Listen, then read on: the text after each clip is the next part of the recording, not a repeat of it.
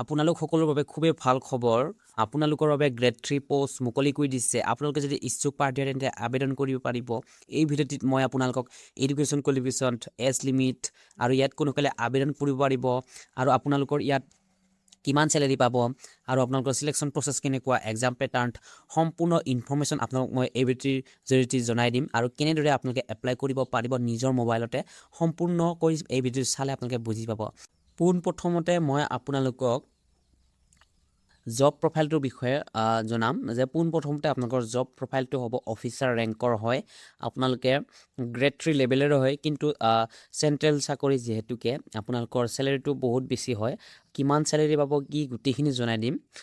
ইয়াৰ আগতে যদি আপোনালোকে মোৰ চেনেললৈ পোন প্ৰথমবাৰৰ বাবে আহিছে তেনলে সাবস্ক্ৰাইব কৰিবলৈ একেবাৰে নাপাহৰিব এতিয়া মই আপোনালোকক জনাও যে আপোনালোকৰ এডুকেশ্যন কোৱালিফিকেশ্যন আপোনালোকক মই এডুকেশ্যন কোৱালিফিকেশ্যনটো জনোৱাৰ আগত টোটেল পোষ্ট কিমান আছে সেইটো জনাই দিছো 7150টা আপোনালোকৰ ইয়াত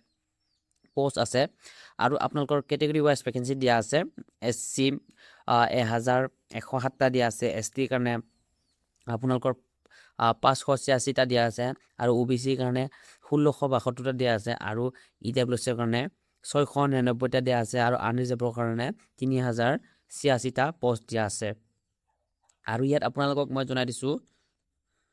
ইয়াত আপোনালোকৰ ডিস্ট্ৰিক্ট ওয়াইজ ভ্যাকেন্সি মু দিয়া আছে এইটো 7000 কিমান পোষ্ট আছিল মই আপোনাক জনাই দিছো যে ইয়াত 7150টা পোষ্ট আছে ঠিক আছে 7150টা পোষ্টৰ ভিতৰত অসমৰ বাবে 368টা পোষ্ট হয় মুকলি কৰি দিছে আৰু ইয়াত ডিস্ট্ৰিক্টসমূহ দিয়া আছে আৰু আপোনালোকৰ সিটসমূহ দিয়া আছে ঠিক আছে এইটো হৈছে আপোনালোকৰ ট্ৰেইনিং বেচিছত হ'ব ঠিক আছে কাছাৰত 28টা আছে ডিমা হাছাত 8টা আছে নলবাৰীত 8টা আছে বৰপেটাত 6টা আছে বজালিত 4টা আছে বাক্সা ডিস্ট্ৰিক্টত 3টা আছে বঙাইগাঁৱত 10টা আছে কোকৰাঝাৰত 11টা আছে চিৰাং ডিস্ট্ৰিক্টত 7টা আছে থবিৰ ডিস্ট্ৰিক্টত 17টা আছে সাউথ চালমাৰা মানকাছাৰত 1টা পোষ্ট আছে কামৰূপ মেট্ৰত 68টা পোষ্ট আছে নগাঁৱত 24টা পোষ্ট আছে মৰিগাঁৱত 6টা পোষ্ট আছে ৱেষ্ট কাৰ্বি আংলঙত 2টা পোষ্ট আছে ইষ্ট কাৰ্বি আংলঙত 11টা পোষ্ট আছে হোজাইত 11টা পোষ্ট আছে কামৰূপ ৰুৰালত 21টা পোষ্ট আছে তামুলপুৰত 3টা গোৱালপাৰাত 9টা দৰং ডিস্ট্ৰিক্টত 7টা হাইলাকান্দিত 8টা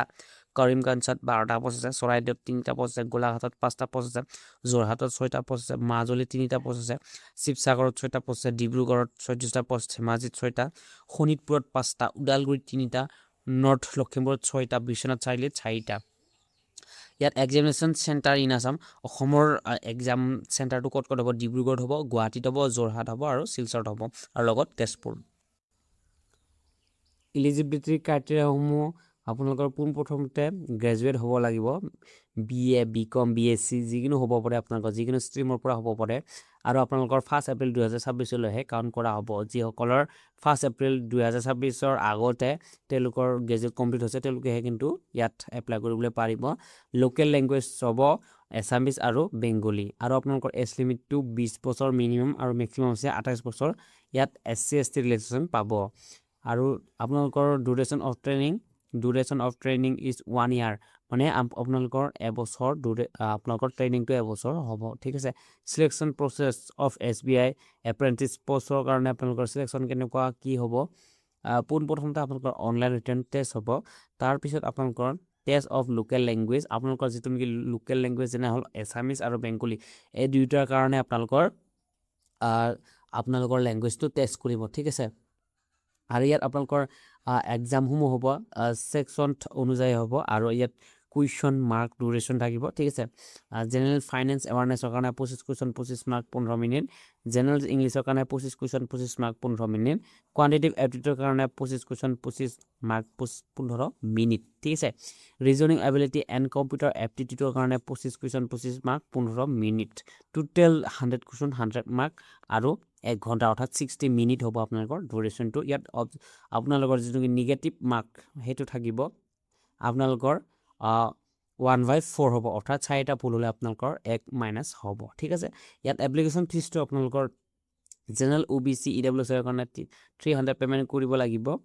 আৰু আপোনালোকৰ SC ST PWD সকলে এটকা দিব নালাগে আপোনালোকৰ মোড অফ পেমেন্টটো হ'ব ডেবিট কাৰ্ড ক্ৰেডিট কাৰ্ড বা ইন্টাৰনেট বেংকিং থ্ৰুদি আপোনালোকে পে'মেণ্টটো কৰিব পাৰে ঠিক আছে কেনেদৰে এপ্লাই কৰিব কি এই ভিডিঅ'ৰ ডিছক্ৰিপশ্যনত এপ্লাই লিংকটো দিয়া আছে আপোনালোকে গৈ পোনপ্ৰথমে ৰেজিষ্ট্ৰেশ্যন কৰক যদিহে আপোনালোকে আগতে কৰা নাছিলে তেনেহ'লে আগতে আপোনালোকে ৰেজিষ্ট্ৰেশ্যন কৰি লোৱাৰ পিছতহে আপোনালোকে এপ্লাই কৰিবলৈ পাৰিব ঠিক আছে ইম্পৰ্টেণ্ট ডকুমেণ্টছবিলাক আপোনালোকৰ যেনে ধৰক পাছপৰ্ট চাইজ ফটো ছিগনেচাৰ আপোনালোকৰ গ্ৰেজুৱেট আপোনালোকৰ গোটেইখিনি মাৰ্কশ্বিট ঠিক আছে এডমিট কাৰ্ড আৰু আপোনালোকৰ যিখিনি নেকি আপোনালোকৰ পাৰ্চনেল ডিটেইলছ বা ডকুমেণ্ট হ'ল আধাৰ কাৰ্ড পেন কাৰ্ড ভোটাৰ আই ডি ঠিক আছে কাষ্ট চাৰ্টিফিকেট NCL OBC সকলৰ কাৰণে সেইবিলাক আপোনালোকক প্ৰয়োজন হ'ব ঠিক আছে কেইটাৰ পৰা এপ্লাই হৈছে 19 মে'ৰ পৰা এপ্লাই হৈছে আৰু লাষ্ট ডেট হৈছে 8 জুন ঠিক আছে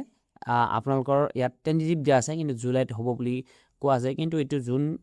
জুলাই আগষ্ট মানত হ'ব ঠিক আছে আগষ্ট মানত আপোনালোকৰ এক্সামটো হোৱাৰ বেছি চান্স আছে ঠিক আছে আপোনালোকে যদি ইতিমধ্যে গোটেইখিনি বুজিয়ে পালে কেনেদৰে কি কৰিব মই এই ভিডিঅ'ৰ ডিছক্ৰিপশ্যনত লিংক দি থৈ দিছোঁ আপোনালোকে এপ্লাই কৰিব পাৰে আৰু এইখিনিতে মই আপোনালোকক ক'ব বিচাৰিছোঁ আপোনালোকে জানে খুবেই 2,05,000 বছৰত চাকৰি দিব হয়তো আপোনালোকে এই বছৰৰ প্ৰথম আপোনালোকৰ ষ্টেজটো হ'ব 2 লাখৰ হয়তো 2 লাখৰ ভিতৰত আপোনালোকক 50,000 বা 25,000 দিব পাৰে 50,000 এইকাৰণে কৈছোঁ 50,000টো আপোনালোকক গোটেইখিনি মিলাই পেলাই দিব পাৰে ঠিক আছে 50,000 চাকৰি আৰু ইয়াত আপোনালোকৰ ADRত থাকিব আপোনালোকৰ ADRত 20,000 মান থাকিব ঠিক আছে 20,000 মান থাকিব আৰু ইয়াত আপোনালোকৰ গেট 4 মিলাই 20,000 হ'ব ঠিক আছে আৰু ইয়াত যদি আপোনালোকে প্ৰিপাৰেশ্যন কৰিব বিচাৰিছে অনলাইন মাধ্যমে যদি নহয় আপোনালোকে অফলাইনত যদি পঢ়িব বিচাৰিছে তেনেহ'লে এই ভিডিঅ'ৰ ডিছক্ৰিপশ্যনত কেইখনমান কিতাপৰ লিংক দিয়া আছে আপোনালোকে সেইকেইখন কিতাপ যদি পঢ়ে তেনেহ'লে অফলাইন যোগেদি যদি পঢ়িব বিচাৰিছে তেনেহ'লে সেইখন কিতাপ বেছ হ'ব আপোনালোকৰ বহুতো ভাল এক্সপেৰিয়েণ্টে গাইড কৰা সেইখন কিতাপ আপোনালোকে ল'লে বুজি পাব সকলো ধৰণৰ ছল্ভ কৰা আছে ৰিজনিং মেথছ ঠিক আছে আৰু GK GSখিনি গোটেইখিনি অসমৰ বাবেও হয় আৰু আপোনালোকৰ যিখিনি চেণ্ট্ৰেল লেভেল সেইটোৰ বাবেও হয় ঠিক আছে আৰু যদিহে আপোনালোকে ভিডিঅ'টো ভাল পাইছে তেনেহ'লে লাইক কমেণ্ট শ্বেয়াৰ কৰি নাপাহৰিব ধন্যবাদ